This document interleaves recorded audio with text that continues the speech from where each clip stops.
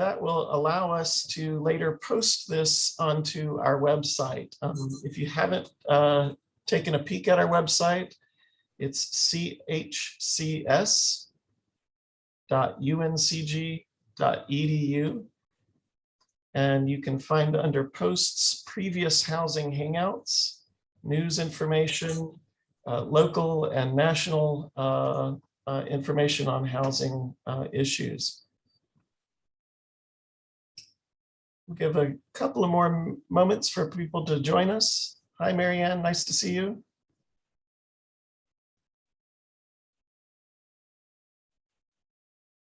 Again, folks, do feel free to introduce yourself in the chat. And we're happy to see faces if you want to leave your cameras on. We don't mind if it's lunch hour and you're having a snack, or if there's dogs or kids in the background. I've got my teenager back here, in fact, today joining me. We had 126, I believe, register for this event. So we're expecting a full session here with folks still trickling in. I'll mention two upcoming events for those who are interested on, what is the date? On September 18th, we're having another community work day in the Cottage Grove area.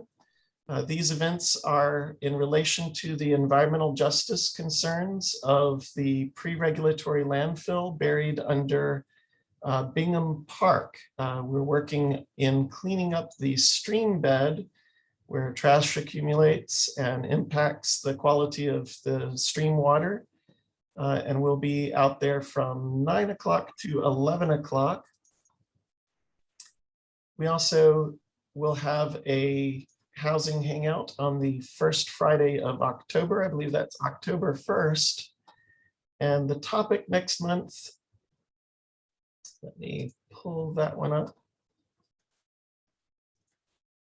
The topic next month is a report card on the Biden administration's housing policy. And we'll have everyone from North Carolina Housing Coalition, Director of Housing Policy, Pamela Atwood, to U.S. Department of Housing and Urban Development, Senior Advisor for the Office of the Secretary, and many others. We'll actually have Bruce Rich introduce that topic a little further at the end of this session, telling you about each of the speakers and the theme for that session. But it's going to be a really good one with a broad range of speakers from national and local organizations critiquing housing policy under the Biden administration. I'm going to turn things over now to Hyung Soo. Dr. Hyung Soo is a recently minted PhD, year and a half ago now, from SUNY Albany in educational psychology and research methodology. He joined our team February of last year, so a year and a half ago now, working on data analytics, big data, mining Medicaid data in some behavioral and mental health service studies and other survey-related studies. Hyun, it's all yours. Yes, thank you, Stephen. Just because of my research background, so I'm quite sensitive to educational studies. So which brings us today, the topic for this month's housing hangout event, the housing and education or housing schooling. Having a comfortable living environment, we know that means a lot to a family, especially to children during school age.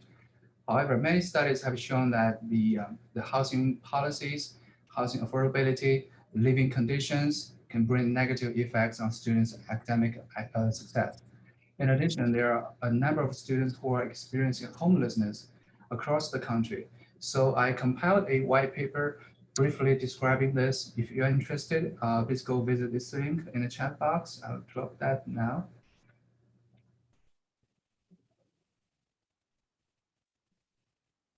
There's also a reason why I picked September to talk about this topic, because the fall semester has just begun and the students are coming back to school. and maybe a good timing to talk and think about schools, studies, expected educational outcomes in the new semester, and so on. So today we will have speakers who will give us different aspects for this topic based on their studies and their working experiences. If you have any questions for the speakers or any thoughts you want to share, please put them in the chat box. We will monitor it and we'll address them after all the speeches. We also post the speakers' PowerPoint slides and today's video recordings on our website later for future reference. Our first planned speaker, Dr. Stephanie DeLuca, she intended to give us a speech about Seattle Housing Mobility Experiment, creating more moves to opportunity, or CMTO. Unfortunately, she's not feeling well today, and she will be. She's very sorry for missing us. She agrees me still putting her information and the study in the chat box, so that if you're interested in her study, you can visit the website.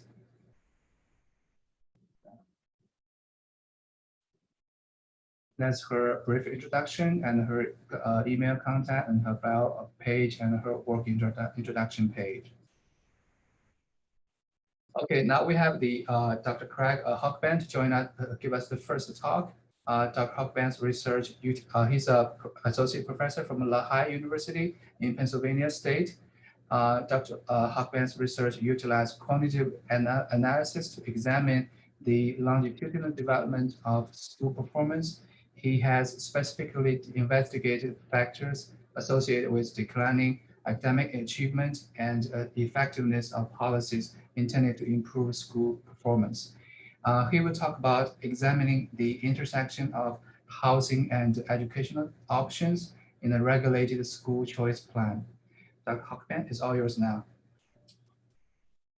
Thank you. Let me share my screen. Can you all see that? Yep. Are we good? Yes? Okay, great. Well, thank you to everyone, and thank you for the invitation, and thanks for everyone showing up this afternoon, especially on a holiday weekend. I appreciate it. I really also appreciate the idea of this discussion of the intersection between housing and education, as my primary home is the field of education and specifically school leadership. And I have a particular interest in the ways in which schools operate. Housing tends to be this sort of tangential conversation that happens in leadership or in educational policy. We refer to it, but there's not often an incredibly robust conversation going on whenever we're specifically talking about education policy. So this study, came about from conversations I was having with students around a managed school choice program, which I'm going to explain a little bit about here in a minute. But I wanted to introduce just the idea of the connection between education and housing, and using this example. If you look on any of the online sort of real estate listings, such as Zillow, as I have here, there's typically this option in which you're able to look and sort schools, right? How close am I to a school? Then you also have the great school ratings down here. You can do it by what level it is. Is it public? Is it private? Is it charter? And so in reality, there's this very, there's a tight connection between housing and educational policy, yet oftentimes we just assume that it exists. So for instance, when you buy your home, it's often assumed that you're going to attend the school that is closest to the home or that is districted in there. So this happens in a lot of locations. And there tend to be a lot of issues that go along with that. So the idea is here of, if I'm looking for a high performing school in an affluent area, I only need to be able to put down $450,000 area to be able to buy that home, which doesn't seem necessarily a very equitable way of gaining access to schools. So I teach in one of my courses this op-ed from Milton Friedman. It's from 1973. It's very old. I shouldn't say very old, but it's older. Many haven't read it before, and they're often sort of struggling with how to combat this argument in which Friedman was trying to disentangle the idea of housing and assignment, right? So this government assignment to the school based upon where your housing was, and he called it the voucher idea. In it, he has a sort of simple thought experiment, which is, why can't we buy school like we buy groceries? This, if you follow along in any of the educational policy discussions, has spurned lots of conversations and debates between charter schools, vouchers, traditional private schools, and how you essentially get to attend school based upon your choices. So is it assignment? Are you getting a choice? Is there a market? Is it pressure? Which one's performing better, charter schools versus private schools? This really is not my area of concern. I don't believe that there's a whole lot of evidence that would suggest that any sort of governance leads to a better outcome, you know, traditional schools versus private schools versus charter schools. And there are a ton of confounding factors to try to figure out which ones are actually performing better. The concern that I have as we begin to think about this is, how do students have access to high quality schools? That's really the concern that I have, right? So for instance, is it the fact that you need a large down payment or the ability to rent in an area in order to secure an address that gets you next to a high performing school?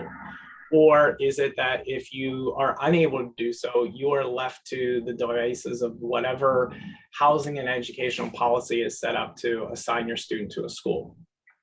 So there are issues with the pure assignment, just as there are issues with the pure choice, right? So pure choice doesn't ensure that you make accurate or strong choices, whereas pure assignment doesn't mean that you necessarily are excluding others. As a combination, the district that we're going to look in, and this has grown in some areas across the United States, they've created what they call a regulated or managed school choice process. And so this is my very simplistic graphic that looks at it, which is essentially, imagine you take whatever the district boundaries are, you divide them up. So in this case, it's divided up into 16 sections. And in those 16 sections, you have choice to choose among those that are within a given geographical region. One of the reasons that this is a benefit is because of the transportation issues that are involved with moving students between schools. And so there's a real attempt here by, I think, a lot of districts to provide choice while also managing their resources to get students to schools and provide them access to those schools. In doing so, though, there tends to be an assumption about the setting up of these regulated choice system that I don't think gets investigated enough. And this is really what the purpose of this paper was, which was, if I strip this away, what needs to exist in every one of these sections, or these zones as we're going to call them, is there needs to be an acceptable or high performing school, and there needs to be sufficient housing, right? So it can't be that you have these zones, and if you are in a zone and the school options are not desirable, then the problem is that zone isn't necessarily desirable, and you're left with the same situation that you were left with before, right? So the question is not necessarily, the question becomes, how do we divide these zones to make sure that students have, or families have, fair options, right, to for both housing and educational options or school options. So this racked my brain for a while about trying to figure out how this was, how to study this, and or how to evaluate a process like this. And I was talking with students one day in class, and they had the suggestion, which I thought was excellent, to actually use Section 8 housing advertisements. So what you would do is look at the availability of the Section 8 housing that was in any one of the zones in the district that was studied. So I'm going to run through this moderately quickly. What I ended up doing was looked at a large urban school district that had a managed choice system. They had 13 zones. In the 13 zones, they had schools who are distributed across these different zones. What we then did is on a particular date, we went to the rental listing service that was provided by the city government that listed all of the Section 8 rentals. And we were able to download 810 listings. And we matched those listings to the zones. And within the zones, we were able to match them to their assigned school. So we were able to match the listing to their assigned school within the zone, and then we are able to tell which schools that rental would be able to attend. If a student was in one of those rentals, which schools would they be able to attend? In doing so, we also then named we really focused on two types. The first we called the home school, which is what you would be assigned to. So wherever the residence is, this is the school that would be assigned to it. And then we were looking at what would be the top school in the area, in the zone. And that top school was determined by the state government put out this sort of score that became, that was calculated on a number of factors, and it was converted to a percentile. So we were able to use the percentiles of those schools to identify what was the local school or the home school and what was the top school in the area. Then what we did was not incredibly sophisticated in a lot of ways. It was sort of brute force and descriptive in a lot of ways. So what we want to do is compare the educational and housing factors by zone. We wanted to examine factors that accounted for variance in the distance between the rental and the zone. So we wanted to see what accounted for how far students would have to travel to their schools. And then what we try to do is we looked at zones and described potential choices that families would be facing in two different scenarios that were presented by the data. Okay. So the first thing we looked at, and this is a ton of numbers, I'm going to boil this down into the basic, which is if we look at the student demographics, the teacher, parent, and funding resources, the academic and non-academic performance measures, and the opinion results. What you see is that the educational zones differed on almost all factors, right? And so it's only 13, there were 13 zones in 80 schools, which means that there had to be pretty big differences between the zones in order to get these differences. Except for two important things, which I think informs our policy when we think about the educational policy, as well as when we think about the idea of school choice. The first is there was no difference in the percentage of white students across the zones. So there's a potential inference here that whoever designed the zones, this was the single factor that they were trying to distribute across the different zones with all of these factors. The second one that tends to be, I think, of interest to people is that the opinion survey results about the schools didn't differ. So no matter what school you're in, parents tended to have moderately high opinions of the schools in which their children were attending, regardless of the zone or the school that they were in. So the takeaway here is that zones, educational zones differed quite a bit, right? Except for two key factors. We then looked at the rentals by zones, and this again, we had wide differences in here. And we looked specifically, as you can see, at the median income of the rental area, the cost of the rentals, the number of bedrooms, the percentile of the homeschool, and the mean miles to schools in the zone. So it was a measure of sort of how far a home was to the schools that were available to it. So what does this actually mean? And this is the slide I want to spend a little bit more time on. This slide is a simple, and I'm realizing my face is in front of the two y-axis. So if you look at here, there are two y-axes. One is the percentile of the school, which is on the right, and the number of advertised Section 8 rentals is on the left. And each bar represents a zone, right? So you can see this on the x-axis. So the 13 zones.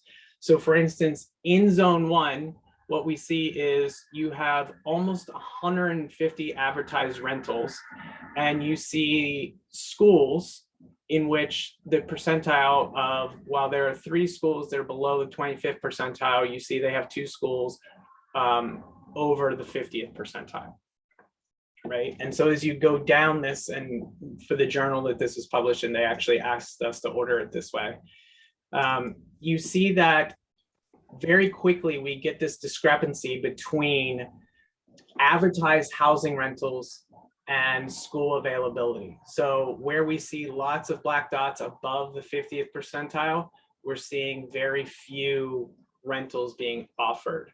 And so there's a question about, you have limited options if you're trying to choose a school because you want to be able to choose one of these schools, then your housing options might be limited.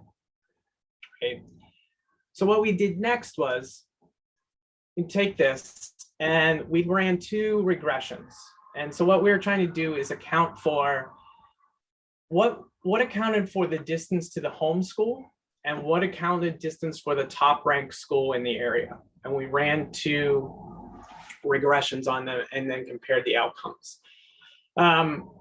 If you look at this, it's a lot to, well, it's not a little bit, it's a lot to take in fairly quickly in a talk like this. So what I've done on the next slide is try to break this down and show you exactly what these relationships meant between one another. So I'm going to start at the top. And what you see at the top here is that rentals existed farther from higher performing and top ranked schools.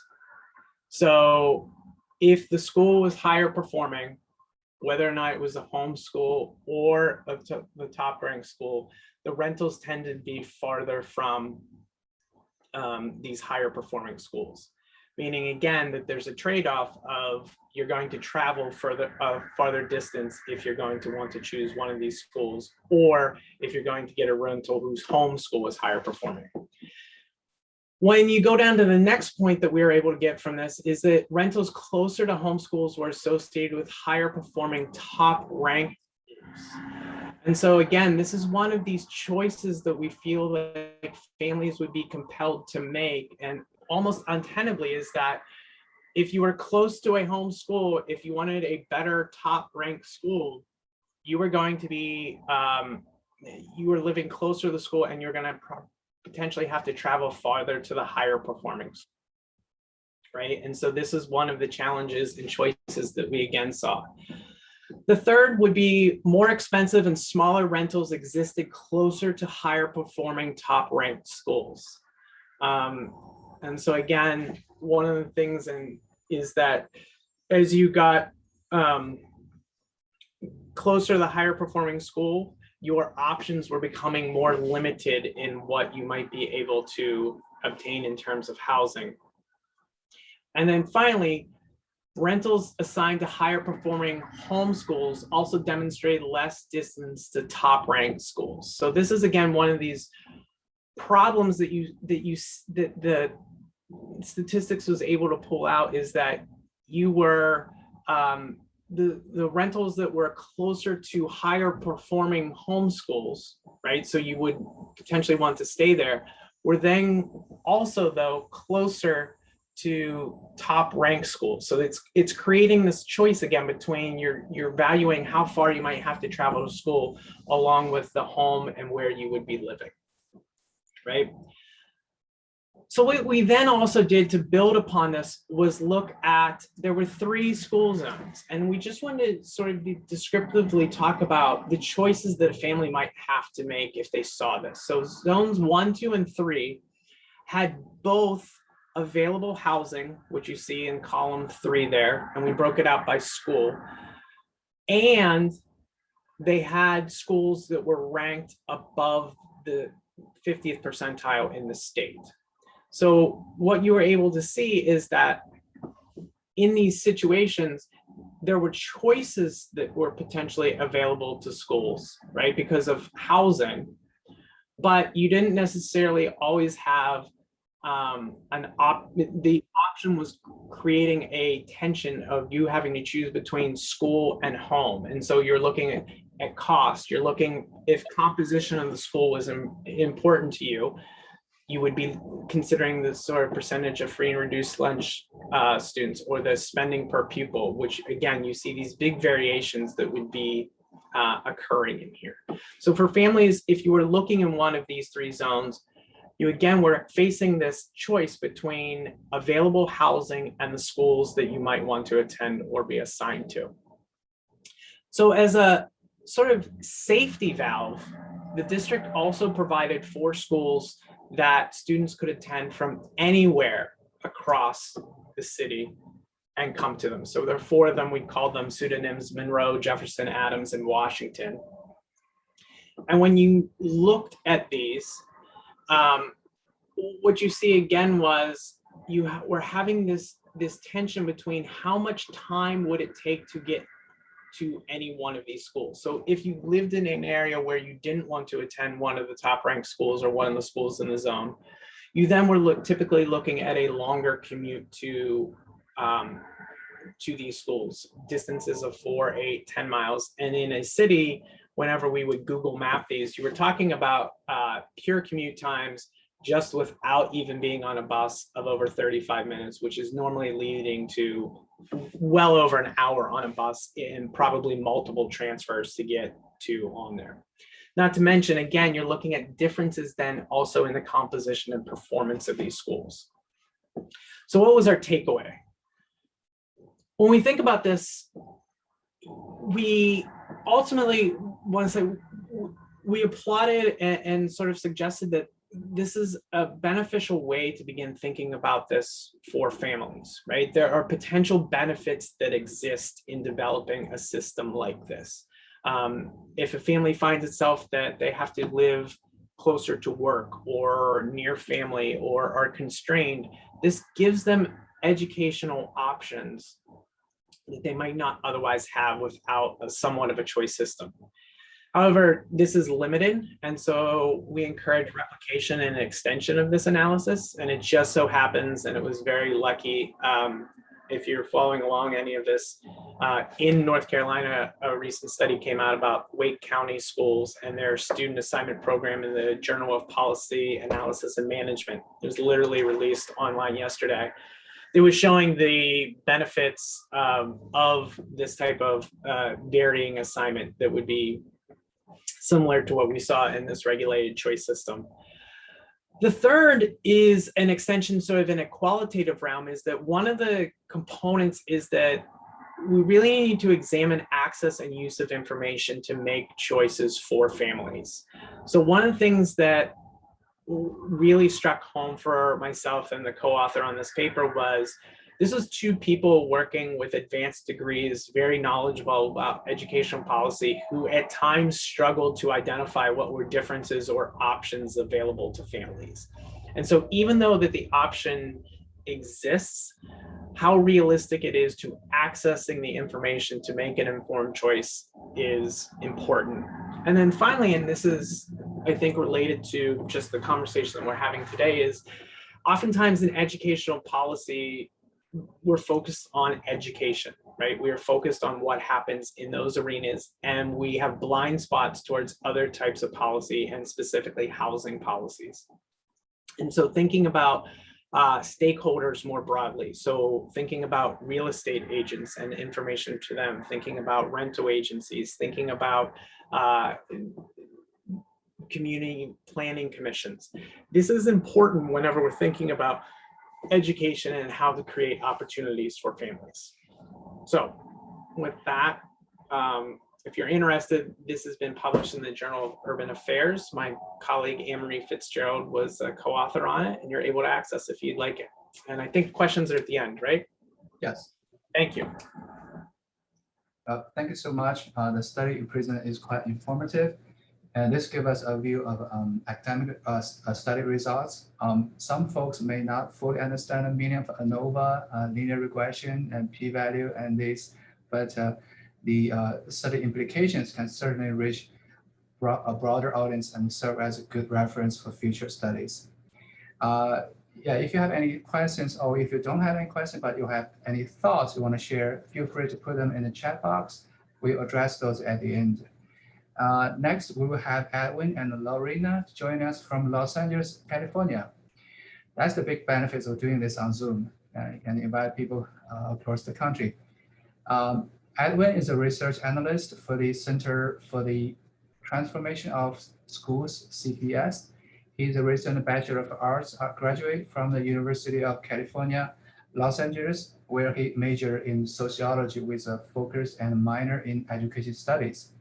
At the center, he has worked on multiple projects, including the CTS interactive map on the educational conditions of students experiencing homelessness in the state of California, as well as charting educational outcomes of accumulated disadvantage for Black students in Los Angeles. Lorena is a doctoral candidate in the social science and comparative education program, specializing in race and ethnic studies within the School of Education and Information Studies at UCLA. Lorena's research interests include race, racism, and microaggressions in education, issues concerning access and equity for students of color, and representations of people of color in children's books and young adult literature. They will together present us the challenges in better supporting students experiencing homelessness. Welcome. Thank you. Thank you, Hee Young, for inviting us and everyone else for engaging in this conversation with us. Our presentation will be shared by Edwin, and it is titled Challenges and Insights in Better Supporting Students Experiencing Homelessness from a California perspective. So some of the lessons that we learned engaging in this work 3 years ago, formally engaging in a research project 3 years ago. However, the challenges have been ongoing for much longer than that. Edwin, on your side, we could see some of the speaker notes.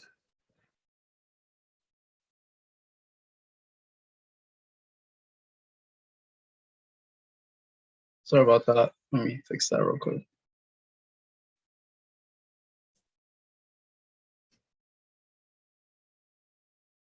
Okay. Is it still showing? No. Okay. Okay.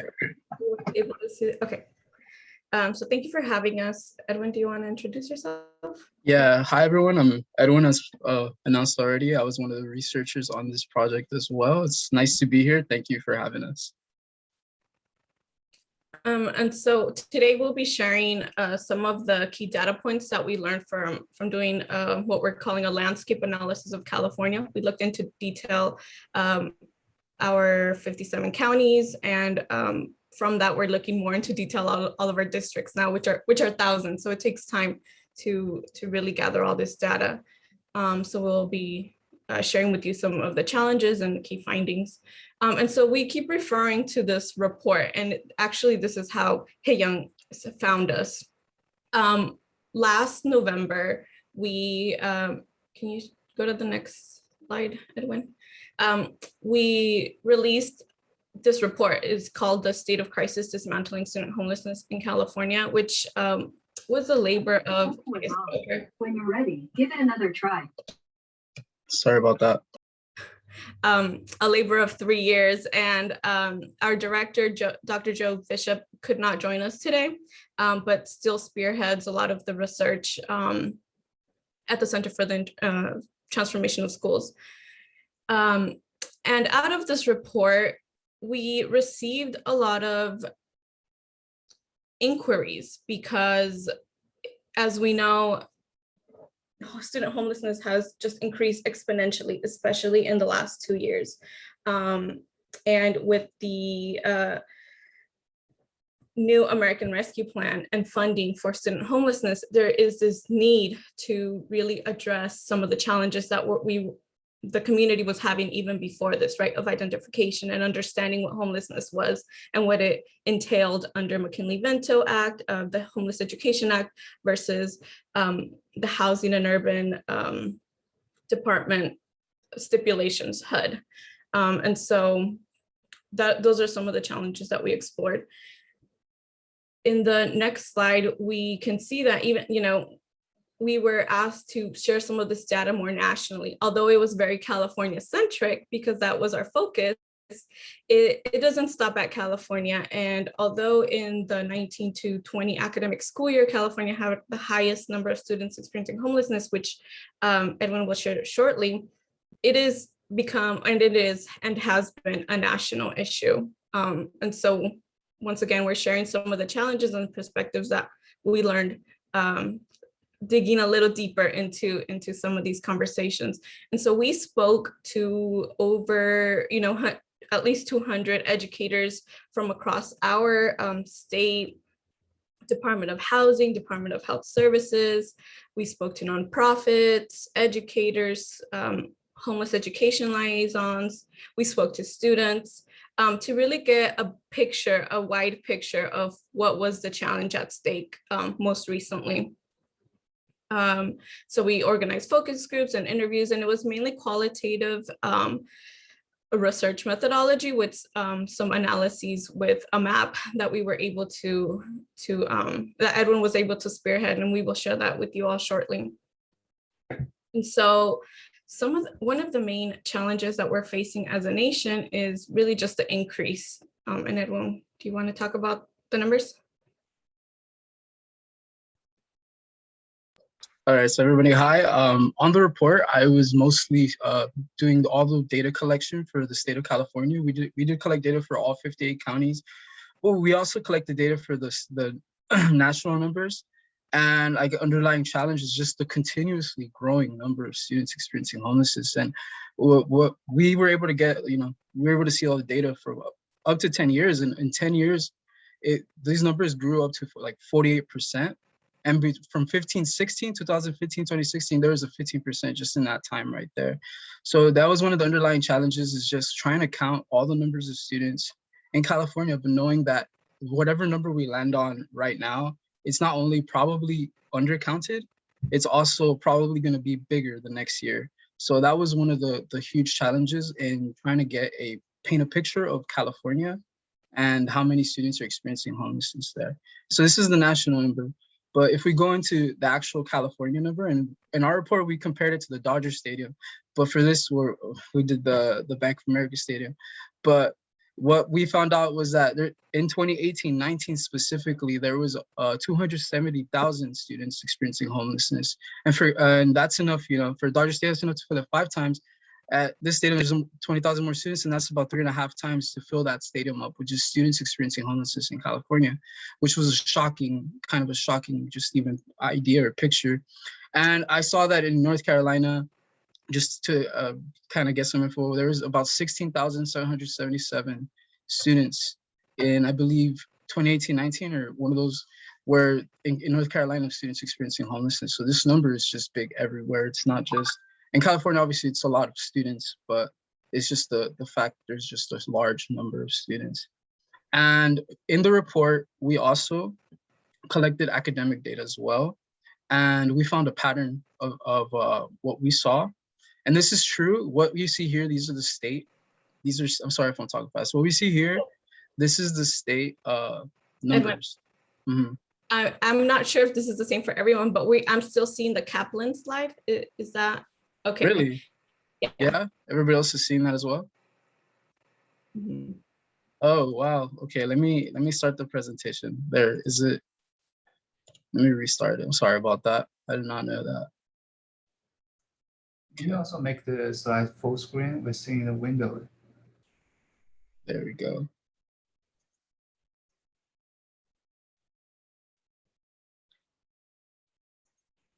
It's loading. All right, is this still black right now? Mm-hmm. Okay. It's good now. Okay, great. So this was the chart. I'm sorry about that. This was the chart in the growth, as you can see. I'm sorry, I honestly thought you are seeing this. But here is over the time, 2017-18 was specifically large. It was 1.5 million students, which is huge. It dropped, but one thing we're finding, even with this 270 number, here it is now, is that in California, before this report came out, literally the year, right towards the end of the year, the year we started, there was an audit in California that found that California was severely undercounting and under-resourcing their students experiencing homelessness, which was already to say that 270,000 is a lot. But the audit was saying this number is undercounted, that there's not enough going into just identification there's a lot that California was not doing to support students experiencing homelessness. And this is the education data now. So what we found in California through the education data was that this was a pattern that we saw in all 58 counties. This wasn't a single thing that, oh, okay, we look at. This was throughout every county, these numbers were similar. The numbers were usually doubled for suspension rate. In California, 6% suspension rate is already considered very high, and chronic absenteeism, 20% is already considered very high. So homeless students had a 25% chronic absenteeism rate.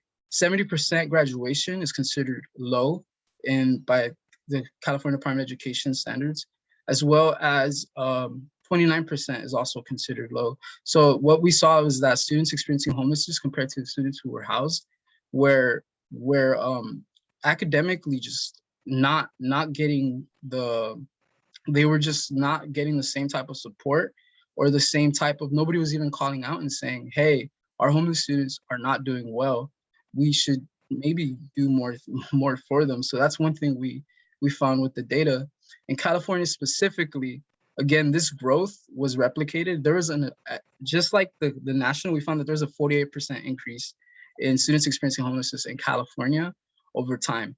And that significant drop in 2010-ish area, that was actually because of the implementation of the California Department of Education's the new system that they had for data collection. So that year they didn't have anything. So another thing we did in the report is we looked at higher education data, because we were trying to get a state of the state, not just for K through 12 students, not for just early child education, but for higher education students. Because in our conversations with higher ed departments in California, we have a California community college system. But this is the primary education system. We have a California State University system and the UC system. And a lot of these systems were not in conversation with each other. A lot of these systems were all having their own surveys done, but they had no collection. So one thing about the problems with higher ed data is there's no database. There's no higher ed database where they're counting students experiencing homelessness in higher education. Literally all the data for higher ed comes from surveys. And that's not even a full net of how many students are experiencing homelessness. So in community colleges, we found that about 1 in 5 students were experiencing homelessness, 10.9, about 11%. And then in California, in CSU was about 11%, I'm sorry about that. In community colleges, about 19%. In UCs, it was even higher. Even lower, it was 5%, but it's still high because there was about 55% students who did not have housing, who were either food insecure or housing secure in the higher ed. So that's a large majority of students. Finally, for the data, what we saw was a trend in race, as kind of noted previously too. We saw that disproportionately, students are Pacific Islander, is 6 and 4. Students who are Latinx, white, Black actually, and Filipino were disproportionately affected by homelessness. I believe it's Pacific Islander, I'm sorry. They're disproportionately affected by homelessness. Compared to other students, obviously 12% of students were homeless that were white, 23% were non-homeless. So that race-wise, we found that to be the case. And in 2019, about 83% students that were Black were more likely than other youth to be unhoused. So that was a shocking fact as well. And this is kind of just this is the last thing. This is kind of just a plug. One thing I worked on specifically was this map. I'm hoping it doesn't mess up the presentation, but do you guys see the page I'm on right now? Yeah, yes. Okay. So this was our landing page for everything. We have a toolkit that we made for schools, anybody, the public who want to. So we have all our data here as well. But one thing we worked on that was we looked at other states, and not every state collects data the same way the California Department of Education collects data, because their LEAs submit the number of homeless and then they put it all online for the public to be able to look at. So thanks to that, we were able to create this map, which anybody can go on, and it just tells you what percentage of students are homeless, their number of homeless students, and the bolded states are the counties with the top 10 counties with the highest number of students experiencing homelessness or rate. So just to click on a San Bernardino, which is huge, to give you an example what these pages look like. We had both for 17, 18, 18, 19, we collected for both. you can see that in San Bernardino alone, there's 427,000 students enrolled. There's 31,000 in this county by itself facing students experiencing homelessness. And this is, again, if we're talking about potentially an undercount. And we broke it down by race to show you exactly what the race is. So student race, obviously, it's really high for a lot of groups. We collected suspension data. Again, this is 6% is pretty high. Non-homeless was 4.6, still pretty high actually. Chronic absenteeism, which again, really high. And in graduation, this was considered low. And same thing with chronic absenteeism. Like I said, it's just a pattern within every county in California. So that was one of the big points that I just clicked the map again that we came to in our report. Thank you, Owen. And so as you can see, some of the data, although we report these numbers, they're inaccurate. So why do we share them, right? Because they're telling. They're very telling of the situation here in California, of what's happening, and telling of the challenge at large, nationwide, of identification and understanding what homelessness means, right? And that was one of the biggest across. We looked at some early education organizations, but mainly focused in K-12 and higher education. It was always really not understanding from the educator perspective who was considered experiencing homelessness, and from the families too, not understanding that sometimes if they're doubled up, they're considered, or they can qualify under McKinley-Vento Act to receive certain funds, right? Now, let's assume they qualify and the school does not have a grant. That brings another layers of issues. And so we really found that we really need a multi-systems approach in addressing some of these challenges. This quote here, can you animate it, Edwin, is from an educator who shares, many of my students who I know are living with uncles and in bulk houses or in one room of a house don't consider themselves homeless because they have a place to sleep. Even if it's temporarily and really uncomfortable, the school and district does not ask them specific questions about their living situation. Housing and rent prices are too high. Families are living bunched up and in one property. And although we also found that for specifically Latinx or maybe Black families, this sense of living with family does not feel like I don't have a roof over my head, right? But I think what it does, or what we've learned, is some, especially migrant families, we have a large migrant community in the Central Valley, are always highly mobile and always kind of like, quote unquote, crashing on a sofa, or I'm just staying here in my car for the night because we're going to move for the next fruit picking season. What it causes then is in a little bit of instability with students, and actually some kind of disruption in their academic progress. So when we talk to students, a lot of them shared, I was living here for kindergarten, I was living here. And though they weren't, quote unquote, what we might, the stigma behind homeless is on the street, is that the housing insecurity part of it is that we don't have a one place, right? And it's not to blame the parents and it's not to blame the families. It's, I think, just a larger issue of, for us in California, really understanding we have a big rural population that we sometimes don't think of, like Northern California, which is, we saw that in 2000, and correct me if I'm wrong, was it 14 with the Butte Fire County that burned a lot of acres and displaced so many families overnight. Yeah, it was 2018, yeah. And we're seeing that now with the large fire that we have. And so we have had always these challenges of folks that are like from one night to the next become quote unquote homeless or have to be displaced. And we've never known how to respond per se. And we still don't have those systems in place. And obviously the pandemic just brought a whole new wave of challenges.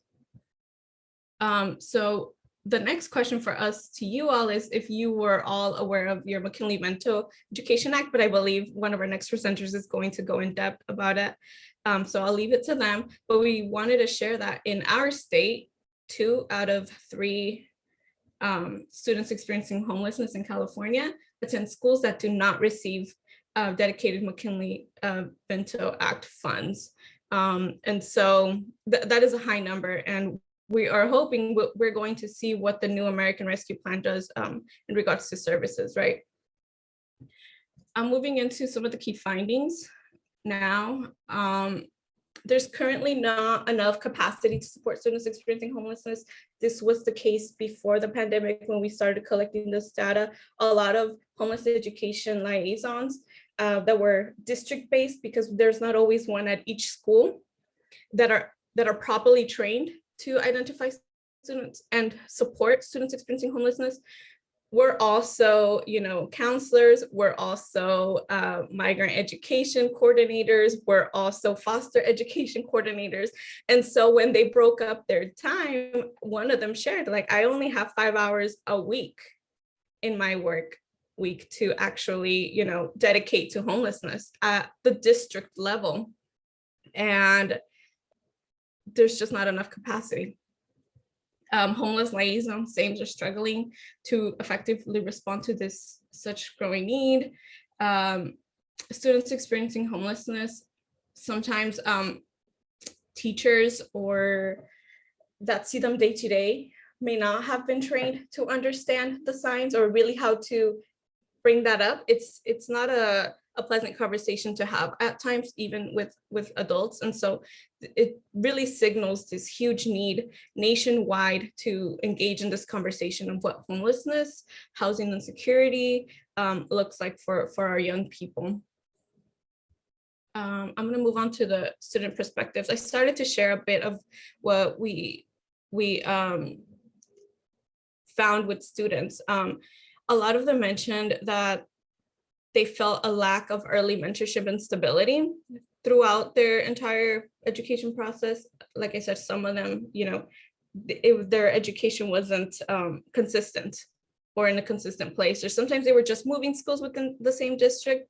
What we found here too is that for our students who were in more rural counties, like much further north than Sacramento, up bordering Oregon, it's a very rural place. So a lot of them, they have to go to work, then they go to school, and then we don't have, because the numbers of students up in those counties isn't as big as, let's say, Los Angeles County. Los Angeles County is its own, it is its own district. We need to find ways, what we do in Los Angeles does not work with Northern California as well. It does not work for our migrant populations. And we heard that constantly through the educators and through the students as well. And just a general lack of support. You can change the slide. We have a lot of text on here. Some of these are very California based, but what we are doing at the center as well is trying to align ourselves with a multi-tier systems of support framework, MTSS in California, that will integrate homeless education as a pillar, right? So not just separate from foster ed education or migrant ed education, but it's also needs its own focus and it needs its own dedicated staff. And our colleagues, Leanne Wheeler at California, the State of California Department of Homeless Education, has been doing an amazing job with coordinating monthly check-ins with our liaisons. And that seemed to be having those kind of like monthly chats like these with liaisons has been proven to resource sharing, strategy sharing. And so I'm not sure what the support looks like for in your state, but that's something that's been effective in California.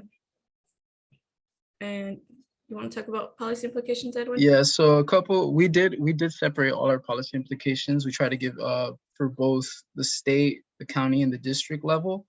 And one of the big ones, especially since I was working a lot with the data, is that an investment needs to be made into longitudinal data systems to really have an idea of what's happening, what kind of effect of any type of policies are having, or just any, because like in California Department, it was easy to get that data, but when it came to trying to collect it nationally, there was very few options of where we can see this data, well, we can see how many students are experiencing homelessness in schools because of LEA's reporting that number to the to the Department of Education, the U.S. Department of Education. But for the most part, there was not a lot of education data. It's very hard to find even a national how students are doing with suspensions, and if they're homeless, how students are doing with their graduation if they're homeless. There's just very few data systems that are aligned nationally. So I think an investment should be made into these data collection systems, just because of how important it is to just get an idea of everything that's happening with students experiencing homelessness. Another thing we found was that of just the uniform definition of homelessness we just feel like the McKinney-Vento one, for example, a lot of students are not being identified as homeless because of varying definitions of homelessness. In California, the main two that were used was the housing urban development definition and the McKinney-Vento definition. A lot of people we found did not even know what the McKinney-Vento definition was, and that there was a lot more students who could have been identified as homeless. And there was a couple more like expanding communities, because we saw a lot that a lot of students did not have access to health, mental health, dental care. So what we found that in full service community schools, we found that a couple where students were receiving these types of resources. So just an expansion on that.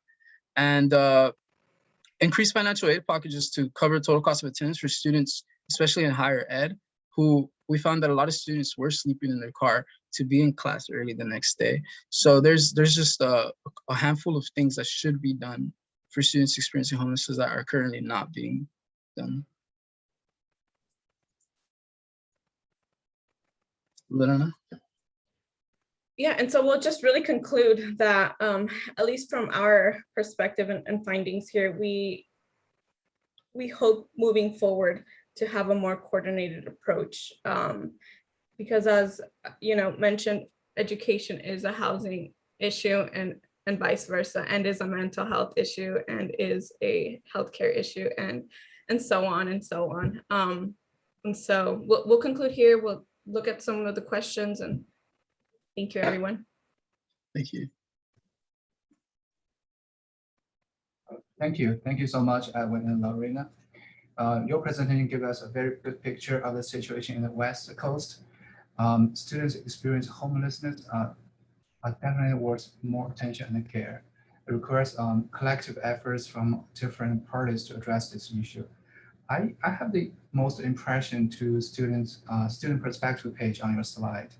The interviews with those young people can really help us identify the needs, the real wants, and so make actions best to assist them.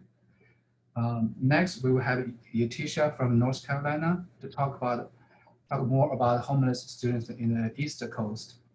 Yatisha is a program specialist at the National Center for Homeless Education.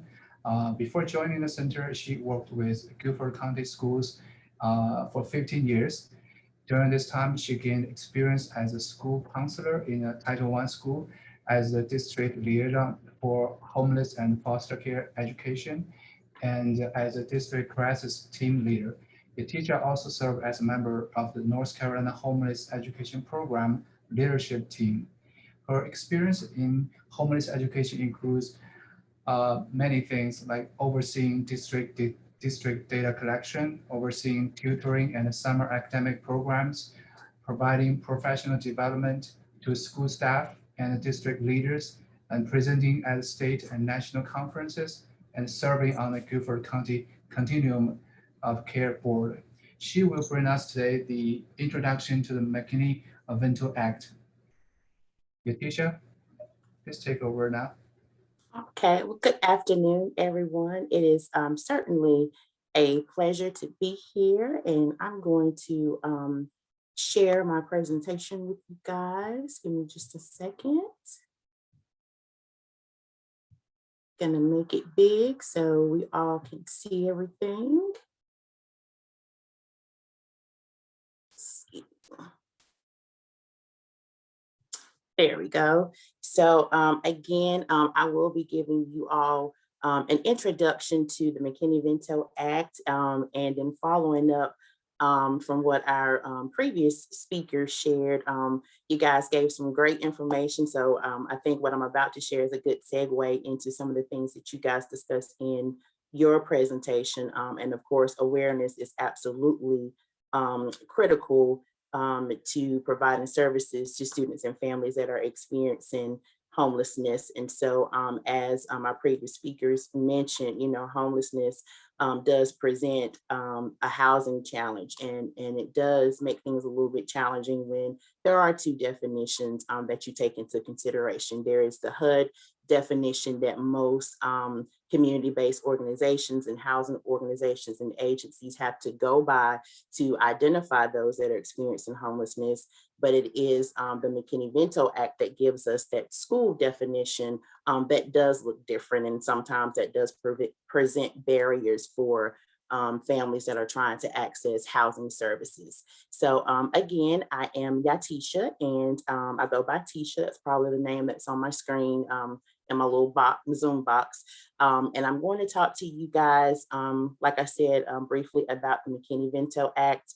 Here is my contact information. If you would like to talk to me later after the presentation, have additional questions that maybe we don't get to address today. So this is my direct contact information. And I am a program specialist with the National Center for Homeless Education. We are the Technical Assistance Center and Information Center for the U.S. Department of Education. And we are based at the Serve Center at UNCG, which is the University of North Carolina at Greensboro. NCHE does have a plethora of resources and information that is available to you. We do have a comprehensive website if you're looking for information on data, if you're looking for training resources to train yourself or maybe share things with staff or other people in your agencies, or if you're a parent or someone in the community who just would like to educate yourself.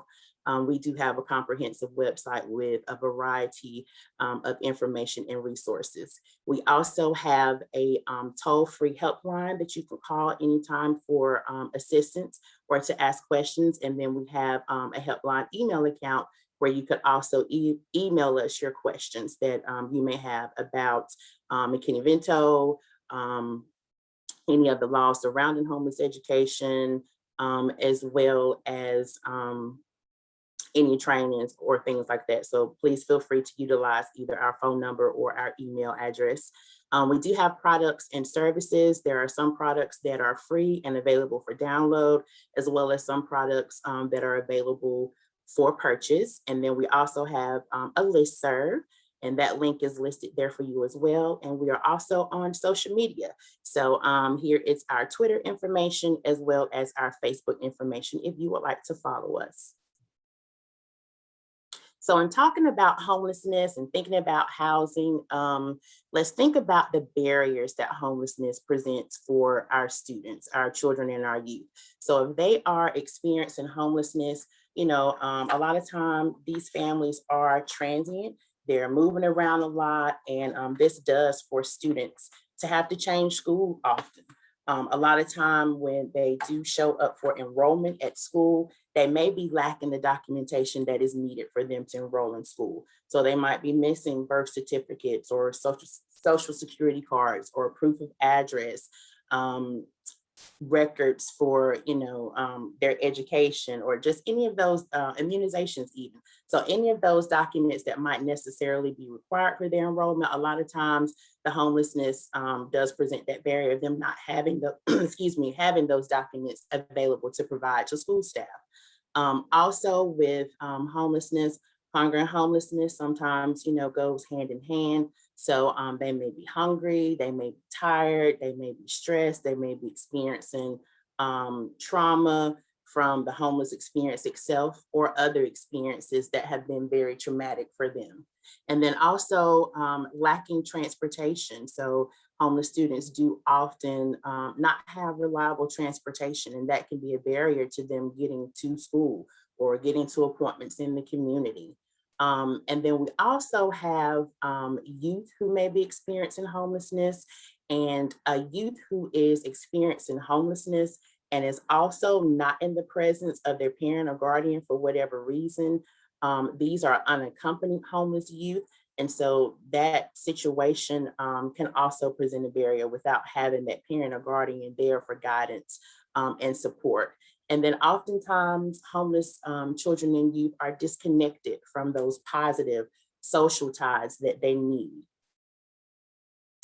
So here, I'm not going to dive deeply into data as some of our previous speakers have done, and they've done a great job presenting data. But here, I wanted to show you all just a comparison between national and North Carolina with what it looks like for primary nighttime residents. And so in making that determination of if a student is experiencing homelessness under the McKinney-Vento Act, primary nighttime residence is a big factor. And so we look at their housing situation, looking to see, who's doubled up, who's living unsheltered, who's living in a hotel or a motel, who is actually living in a shelter. And so if you look at these two pie charts, you can see that when it comes to being classified as having a doubled up nighttime residence, it's pretty consistent across the nation, as well as what we're seeing in North Carolina. But if we look at our hotel and motel and shelters, we can see that there's a bit of a difference. So in North Carolina, we're seeing a higher percentage of the population who are living in hotels and motels. But if you look nationally, that number is a little bit lower. That percentage is a little bit lower. But then when we look at shelters, the percentage of folks who have a shelter as their primary nighttime residence is a little bit higher across the country versus the 9.6% we see here in North Carolina. And just even in thinking about our local area, as well as other places in North Carolina, there's not as many emergency shelters or family shelters or youth shelters that are available. Even thinking about locally for folks who might be here today that are in Gifford County, there's really only one youth shelter that is available here, and they have a limited number of beds. So there's a whole lot of factors that go into this data, but just think about how things look nationally versus here, and then just think about some of your own local areas and think about what housing options might be available to them. You guys that are not North Carolina based, you may be in an area where there's not as many hotels, not as many shelters, and so on and so forth. So here's some more facts about North Carolina. 13.1% of the total population is below the poverty line. And of that 13.1%, 17.8% of the population is actually individuals who are under 18 years old. Also in the state of North Carolina, there are 310 local education agencies, which is just another word for school districts. And so of the school districts in North Carolina, 49 of them do receive McKinney-Vento sub-grants. And sub-grants are supplemental funding. They're federal grants that supplement Title I funds that districts can utilize and have a set aside that can provide services for students experiencing homelessness. And so there was also some mention too about the American Rescue Plan and ARC funding. And we actually do have a link to the American Rescue Plan on our website. You can find information about how much funding is available and what the process looks like or should look like for state education agencies as well as local education agencies, and how students need to be served with those funds. And there was talk about there being a challenge to capacity in California. And I think there's challenges to capacity in other areas as well. And so one of the goals of the American Rescue Plan funding is to for there to be some increased capacity for school districts to be able to serve their homeless students a lot better. Of the 1,500,000 plus students that are enrolled in LEAs in North Carolina, 2.2% of those students are experiencing homelessness. And that number may seem like it's low, but it's really not, any percentage of students that are experiencing homelessness is concerning and is alarming. So to talk about the McKinney-Vento Act, the McKinney-Vento Act, it is the federal law that sets forth the policy of how homeless children and youth are educated. And so it does establish the definition of homeless that public schools use. And also the McKinney-Vento Act is designed to address any of the unique barriers that homeless students face. There is a focus on school identification, how students are identified. And once they are identified, they do need to be immediately enrolled in school. There is a provision for school stability, and we'll touch on that in just a few minutes. But school stability is a major focus of the McKinney-Vento Act. And then also ensuring that students can be successful in school once they are enrolled in school. The McKinney-Vento Act does cover grades pre-K through 12. And then a mandate and a requirement under the McKinney-Vento Act is that every school district appoints a local homeless education liaison. Every state is mandated to have a state coordinator. So these are the individuals at the local and state level who are responsible for ensuring that homeless children and youth are identified, immediately enrolled, and do receive the services that they are entitled to.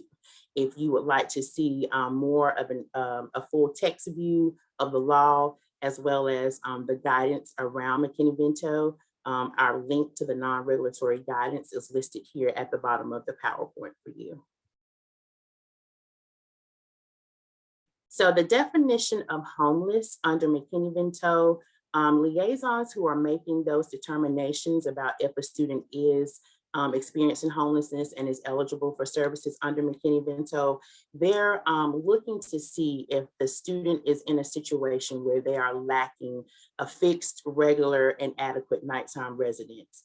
And some students may meet one of these, some may meet all, some may meet two, but just know that they don't have to meet all three of those requirements. And so with fixed, regular, and adequate, they're looking to see, does the child or the youth have a fixed or a permanent nighttime residence that they can go to on a regular basis and it's adequate.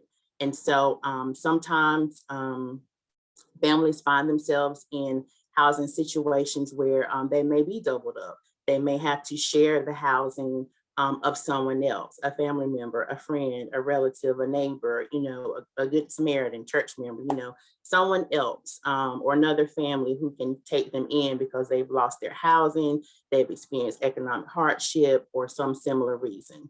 Then you also have children and youth who may be living in hotels and motels or trailer parks or campgrounds. They may also be in an emergency shelter or a transitional shelter, or they could be, in a hospital because they've been abandoned by their parents. They could also be living in a space that's not designated for dwelling. They could be living, outside somewhere in a public place or a private place that is not an accommodation or regular sleeping accommodation for a human being. So sometimes this will look like them, living in their car, living in a park, a bus station or a train station, an abandoned building, somewhere that's not truly designed for sleeping accommodations for human beings. And then also migratory children and youth who are in any of these other situations, they too are included in the definition of a student that's experiencing homelessness. So when it comes to enrolling children and youth in school, they have two options for school selection. And so school selection is a big part of the McKinney-Vento Act, and it does go hand in hand with that stability component of the McKinney-Vento Act. And so students have the option to attend either the school of origin or they can attend the local attendance zone school. And the school of origin is the school in which they last attended or were last enrolled when they were permanently housed. In the definition, it does include public preschool programs. So school districts that have public preschool programs, the school of origin definition does apply there too. And it also includes those feeder pattern schools. So whatever the feeder pattern elementary school is, the middle school and the high school, if a student is leaving that feeder elementary school, they can go to that feeder middle school, or if they're leaving that feeder middle school and going to that next high school, that next grade level, that's included in the definition of school of origin. And then with the local attendance area school, if a family has had to move into a new attendance zone school, and if they feel like they don't want to return their students to return to that previous school that they were attending, if they feel like they need a fresh start, then they do have the option to attend that local attendance zone school. Sometimes there's confusion around the school of origin. Sometimes when people are identifying students, they may think that homeless students can just choose wherever they want to go to school because they're experiencing homelessness.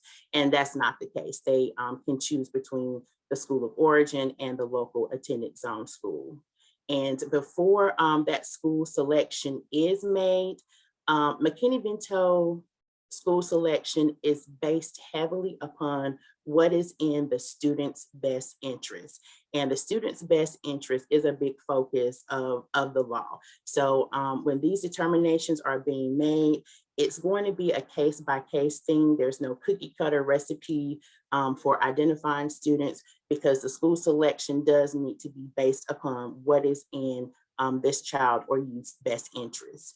And so also when attending the school of origin is in their best interest, these students can attend that school of origin the entire time that they are homeless. They can also attend that school when they become homeless between school years, and they're still homeless at the beginning of the next school year. So if there was a family that was experiencing homelessness and their children were McKinney-Vento students in June, and now that school has started in a lot of districts, here we are in August and school has restarted. If they are still in a homeless situation and still meet the definition of McKinney-Vento, then they are still eligible to attend that school of origin if it's in their best interest. Also, let's say the same student becomes permanently housed. Let's say it's, we fast forwarded to January of 2022, and maybe now that family has a little bit more stability and they've had time to secure permanent housing. That student would still be eligible to receive services under the McKinney-Vento Act until the end of the current school year. So if they're attending that school of origin, they can stay in that school and attend until the end of the current school year. When it comes to enrollment doesn't mean just to be immediately enrolled in school. It also means attending classes and participating fully in school activities. So schools are obligated to immediately enroll in school, even if they're missing that required documentation, even if they're missing, they've missed like an application or enrollment deadline during any period of their homelessness, but they also have the right to actively participate in school activities. So that includes activities during the school day, as well as extra curricular activities. They must have access to those things as well.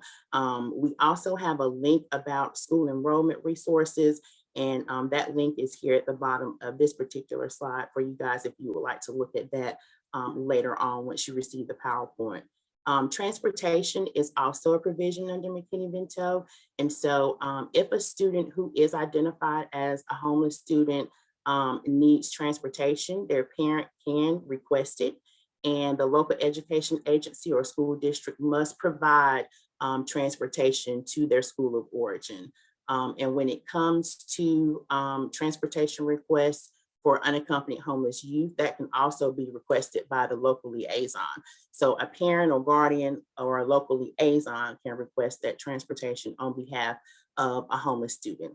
And again, it is provided until the end of the school year if that student does obtain permanent housing through the end of that particular school year that they've experienced a homelessness. So once they're permanently housed, yes, they can stay at that school of origin till the end of the school year. And if they need that transportation, yes, they can get it until the end of the school year. Transportation has to be comparable to what is provided to other students as well. And we also have more information about transportation in one of our briefs, and the link to that transportation brief is there at the end of the slide for you. School success is also a major factor of the McKinney-Vento Act. And so liaisons and any staff member who's working with homeless students, a goal of McKinney-Vento services is to make sure that they have barriers removed and have the opportunity to succeed fully in school. And in working with students, children and youth who've experienced homelessness, trauma-informed practices are a best practice when interacting with students as well as parents. You know, we just never know what people have experienced. You know, the experience of homelessness itself is traumatic, and you know, there's no telling, you know, what other traumatic experiences, you know, children and youth have experienced prior to the homelessness. So using trauma-informed practices are best when interacting with students and with parents. They also need to be connected to certain supports so that they could be successful in school. And so one of those supports is free school meals. We have talked about the transportation. And then academic assistance is also something that can help them be successful. So if they're needing tutoring services, or if there's a summer program that's available to that student, they need to have access to that so that they could be supported in their academic pursuits. Title I services are available to students that are experiencing homelessness, and most districts do have like a Title I set aside fund source that they can use to help students that are experiencing homelessness. When we have older students who are moving around and they have to leave from one school district and go to another, a provision of McKinney-Vento is that they be provided full or partial coursework that has been completed satisfactory while they've been attending school. So that's something that is really important. And school counselors do, you know, work pretty hard to make sure that students can receive full or partial coursework when they're having to transfer from one school to another school. Another support is extracurricular activities, making sure that students have access to that. And then any services that are available to them under IDEA for special education services, as well as any services that are available to students who are English language learners. Another support is referrals to community agencies for additional services. And so, you know, just in thinking about housing, sometimes there's confusion about school districts being able to provide housing to parents. Sometimes when parents hear about the McKinney-Vento Act, they think that that automatically is a link to a direct housing service. And so because school districts, their clients are children and families, and they're responsible for family engagement, the role of the local liaison is to do referrals to community agencies for parents. So if there's someone who's lacking housing and they need a referral, that is one of the responsibilities of liaisons, is to connect parents and youth to housing agencies in the community that can help them meet that need, and any other community-based agency that needs a service that the school district cannot provide. Preschoolers, so preschoolers, of course, are included in the McKinney-Vento Act, and that school of origin definition does apply to public preschool programs. So if you have a situation where there is a student in preschool and they're experiencing homelessness, they do have the right to continue in the school of origin if they experience homelessness. They also need to have access to and receive any services available under IDEA for that early intervention, as well as having access and receiving services from Head Start or Early Head Start program, and then any other preschool programs that are administered by the LEA. And again, this is for public preschool programs. Higher education is another consideration, and support, or accessing higher education is another support that needs to be provided to our youth who are experiencing homelessness.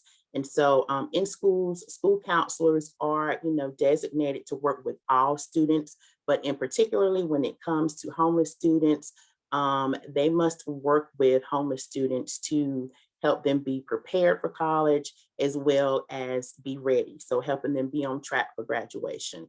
And so of course, there are homeless students who do plan to go to college, and they need to be provided with the tools and resources that they need so that they can be successful in accessing their higher education.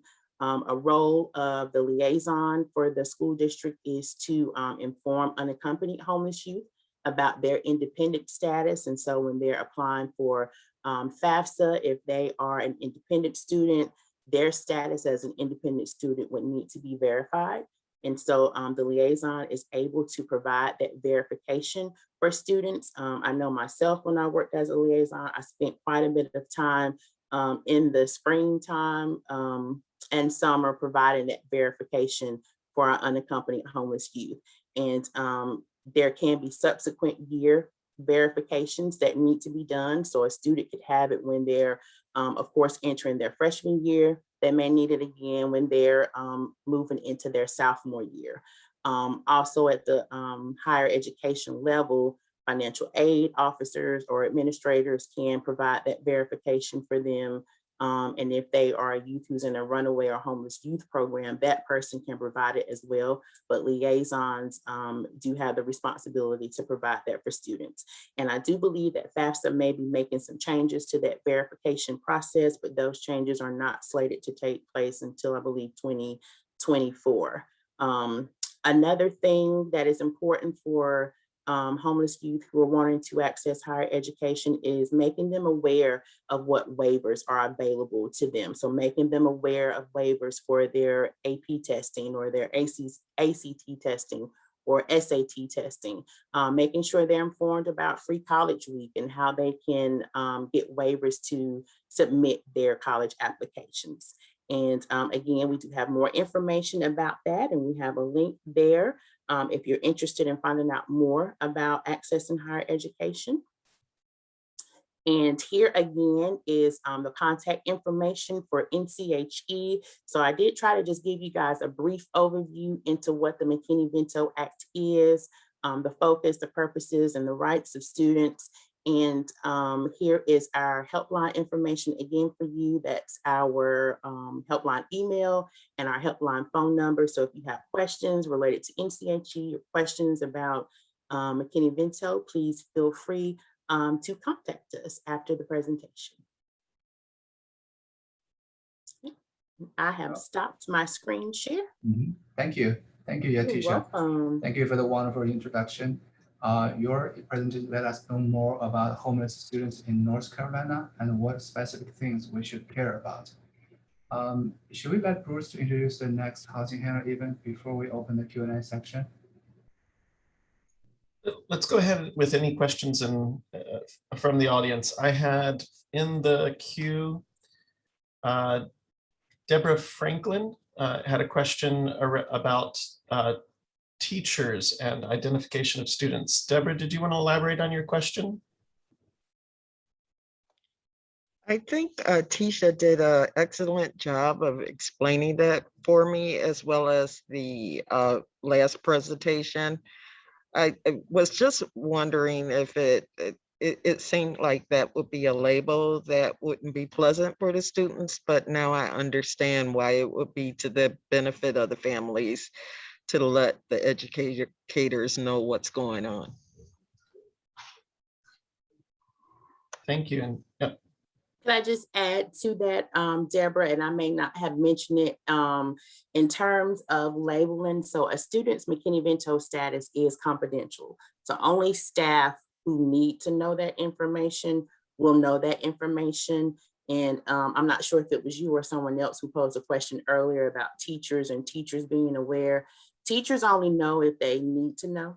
And that could mean that, a parent has decided to share that information, or maybe a youth has decided to share that information, but it's typically school staff such as school social workers or school counselors, maybe even the principal, but those are people who will know. And those are also the people who are not the principal per se, but like that counselor or social worker, that's typically who's responsible for making sure they have the services that they need, that they've been identified, that they've been immediately enrolled, that they're getting their transportation, their free meals, they're being referred for special education services if needed. Like there is typically a point person at every school who can handle that identification piece. And so again, that is confidential information. So it wouldn't be a label that's, going to follow them. Robin Lane had a comment about custody. Robin, did you want to chime in?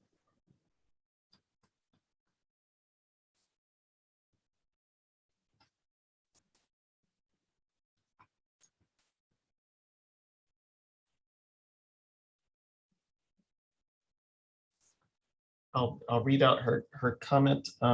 She's still showing up, but might not be able to unmute. She says, in North Carolina, losing custody of your child might also mean that you no longer qualify for Medicaid, and that makes staying healthy even more of a challenge. Does anybody want to speak to custody and benefits that you might lose?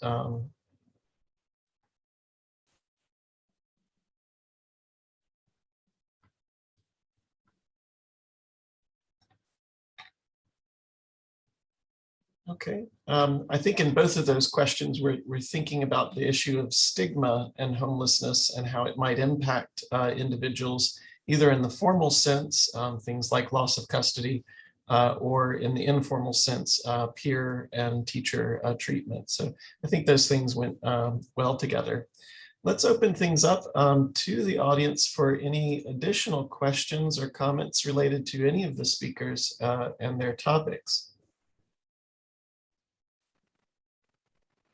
Yeah, I had a question for Craig regarding the study that you conducted.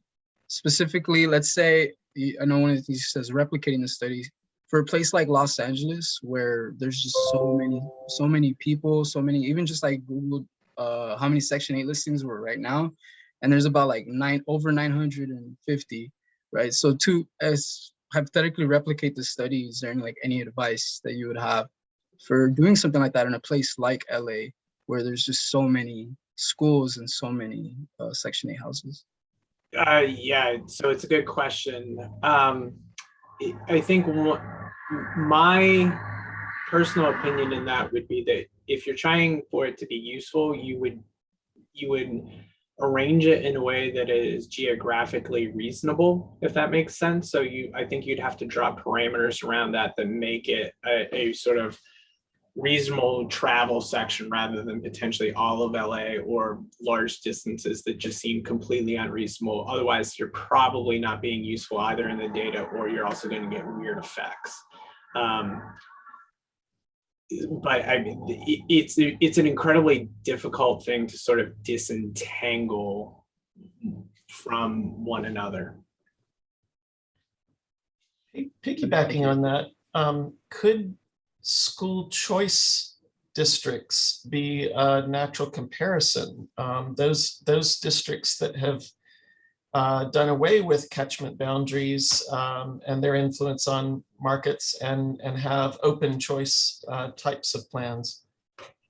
Yeah, so this is actually one of the reasons it was a class assignment where we were thinking about this. And one of the problems I think that plagues the school choice literature is the unobserved factors that just create the choice element, right? That influence the choices. So even though they might make it freely available, it is still really difficult, right? There's still normally an advantage to buying a house in some location, or there's some information that that someone else doesn't know that gives you an advantage in that marketplace. And this is why at least the listings gave us a way to mitigate that a bit, because it was examining where opportunities lie, not necessarily actual decisions were made. But I think it's an interesting part of thinking about how would that potentially influence markets in places where there was more of an open choice system.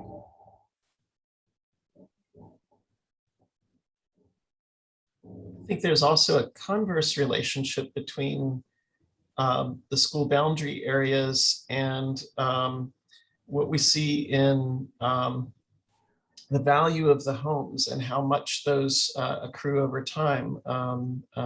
Bruce, who's just joined us, and I were just chatting about a paper by Immersgluck recently, looking at how African-American neighborhoods have not gone up in value as much over time. And it poses an issue about whether to rent or home own in these areas. The influence on building wealth, accruing value, and how school districts conversely impact housing value. Yeah, I mean, I would tell you, this is the part that I think there's a wonderful overlap that could be attained between educational policy and housing policy scholars that I don't think is explored enough, that those boundaries, I mean, anecdotally, just where I live, they are hardened, and you're talking about, probably near six-figure differences depending on which side of a line you live on, right? And then there's also within district changes that are big. So which middle school are you going to, or which elementary school are you going to, not just which high school you will eventually go to, right? So I think we have a real underestimation of this power when we talk about student factors. I don't think housing comes into our conversations sufficiently.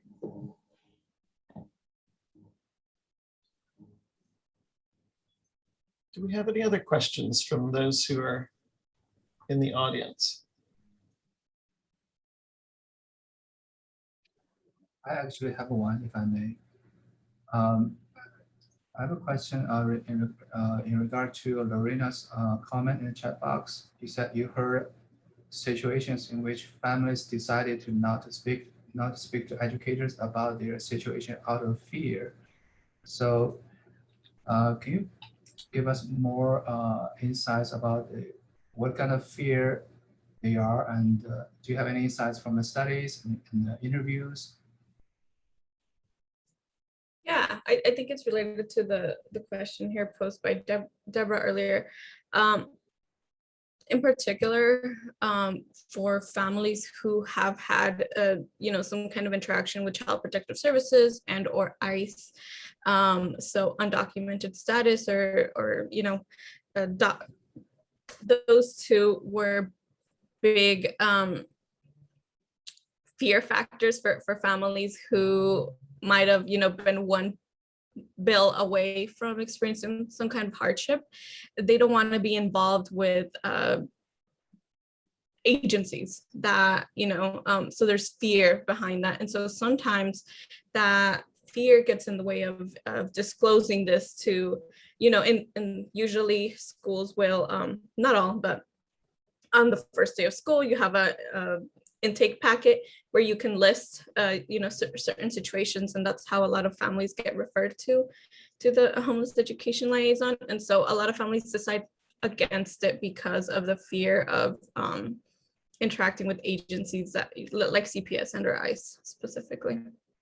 And so that did come up with students, and we didn't talk to families per se, but a lot of students and educators that were, in communication with families, there was a lot of reluctance to seek for services. Mm-hmm. Thank you. I just noticed you mentioned you have done interviews with students on your slide. I wonder, did you mention how many interviews have you conducted for those perspectives? Did I share the what? Sorry. How many number of students you have interviewed to share their perspectives? Yeah, we only interviewed like 15 students. It was mainly educator and homeless education liaison folks that we talked to. We talked to a select, and that ranged, that was also across the state somewhere in, all of them were over 18. So no one was in, underage at that time that had experienced homelessness at some point of their life. And so they were recalling events. we moving forward, actually, I didn't share this. We are doing case studies because we saw that there was a lot of challenges and needs, and now we want to highlight and look into those promising practices of districts and counties that are effectively been able to communicate with their LEAs, and to see what is working and what we can replicate in other counties and districts across the state as well. And so we hope to speak to more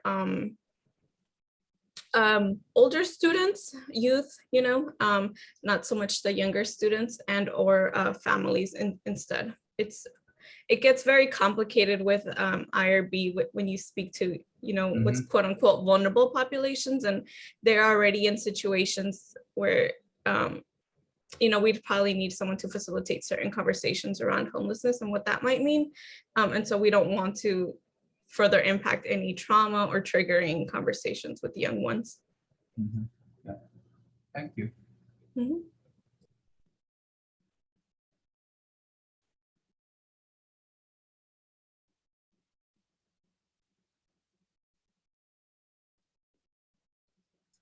Sorry, I was still muted. If there are no other questions, then yes, I'm going to invite Mr. Bruce Rich to tell us a little bit about next month's housing hangout. Yeah, can I share my screen? No. Yes, you can.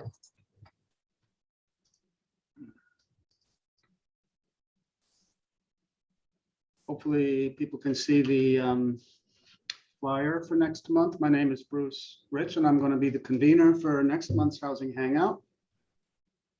The Biden campaign and the administration in its early days offered a range of housing initiatives that would have attracted the attention of any housing advocate. It included as its centerpiece a very ambitious affordable housing funding package that looked like it could have been written by Alexandria Ocasio-Cortez.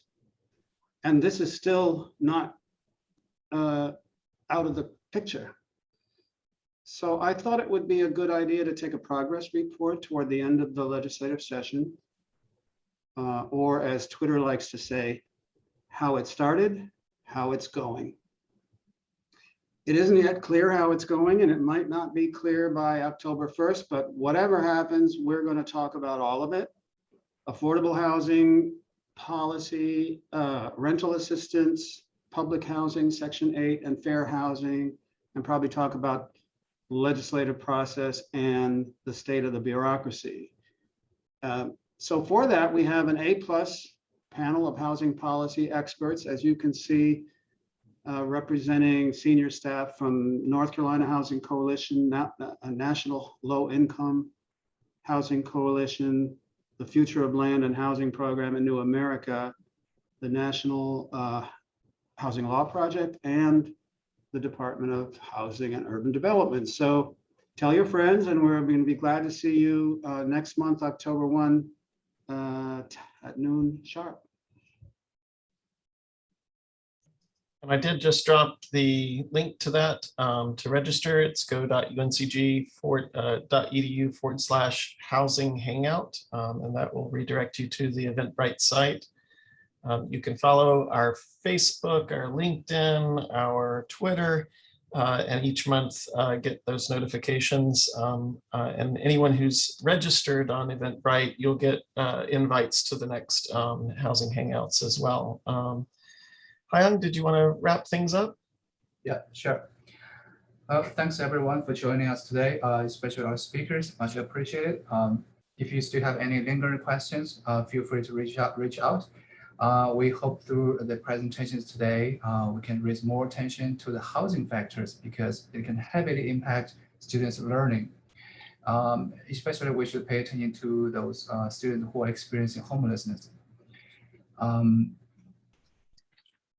I don't have any more to say. Have a good weekend. Enjoy the Labor Day holiday.